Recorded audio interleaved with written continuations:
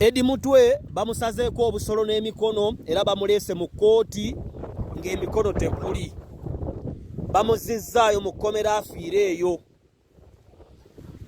Abanuupu naddala Robert Kyagulanyi Ssentamu Seffuliya Kimpana Kimpanze bagamba nti Muhoozi mutamiivu.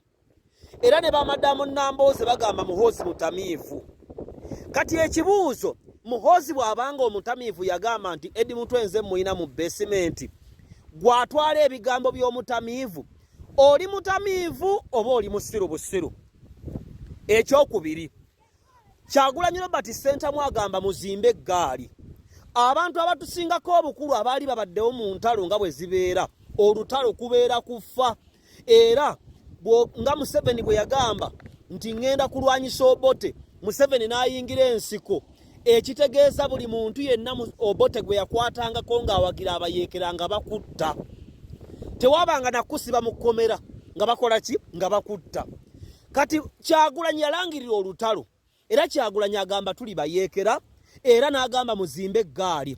Tulabyeko emirundi mingi ng'alambula ennyiriri, n'akavidiyo akali awo kalaga nga Kyagulanyi nga bali mu kulambula ennyiriri ez'okuggyako Museveni. Era banyanzi bawaga okufa. Era abanuupu mugamba nti people power is better than people in power. Era Kyagulanyi agamba nti bwe munaamunyiiza agenda kulagira ne 2026 agaane kutuuka. Era Bobi Wine agamba nti singa munyiiza abavubuka bw'ati n'abalagira bagenda kujjawo gavumenti mu lunaku olwo. Kati lwaki bwe babakwata obukwasi ne babateeka mu makomera, oli akomawo awootedde ng'enkoko erwadde kipumpulu, akomawo akolima, bannange gavumenti eno abaana baffe bakutte, eyagala kubatta, eyagala kubalemerako. Ekigambo kye bayita struggle bwenkeera leero ne ŋŋamba nti ŋŋenda kuggyako gavumenti ya Museveni, kitegeeza ndi mwetegefu okufiirwa omwana wange, abaana bange, mukyala wange, mange nange okufa. Era singa nnangirira nti gavumenti ya Muhoozi ya Museveni ŋŋenda kugijjako, nina okwekweka kubanga wenkwatirako wenkola ki? Kye bayita struggle walled over. Omusajja gwe bayita Nelson Mandela bamusiba emyaka 27.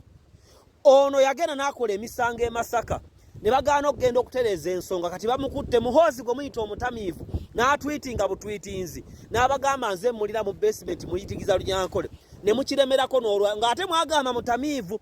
Kati atwala ebigambo by'omutamiivu ye musiru oba si yategeera.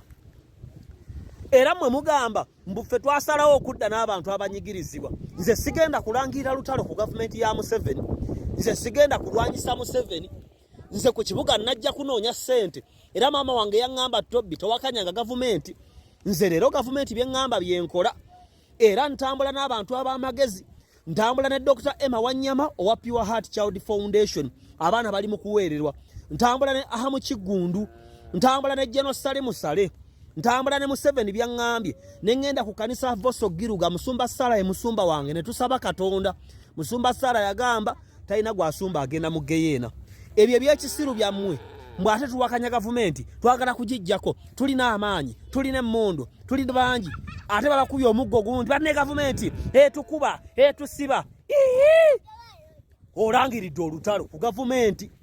Era ogambye bukoze ne parade palakya ate bakutteko ate okubye enduulu. Akati kambagambe baganda bange, era kino nkiddamu, nze gino gy'emikwano gyange mu Kampala kasitankeera kubukedde okukola ne ŋŋenda ku kyaki okusaba ewa Musumba Sala ku kanisa Voso Giruga kuba ndi musajja mulokole, ne ŋŋenda ewa Hamu Kigundu. Genda gwe tomumanyira, genda kasita ŋŋenda ku Voso ne nsaba, ne ŋŋenda ewa Hamu Kigundu ne nkola emirimu gyange, ne ŋŋenda mu DCCU. Kati zino ennaku z'omwezi 29 n'asatu tugenda kubaako tuba tuli ku Musevenomics Conference. Ne ŋŋenda ku Pure Heart Child Foundation ewa Dr. Emma Wanyama. Katuli eno no video njikwatidde mbaale, ndi mirimo gyange ndi mukola. Kati gwengo ŋŋamba muno nzire mu kuwakanya gavumenti. Abasiru abazibu twandibadde oluusi naffe tudda ku opposition kubanga mulimu ebitatambula bulungi muki. Naye ebigendererwa bya opposition ya Uganda byakwewaayo na kweryamu nkwe. Ffe twabagamba Kyagulanyi yalagirira abo abaana we bali ne babakwata ne mwasamya ebinnyo.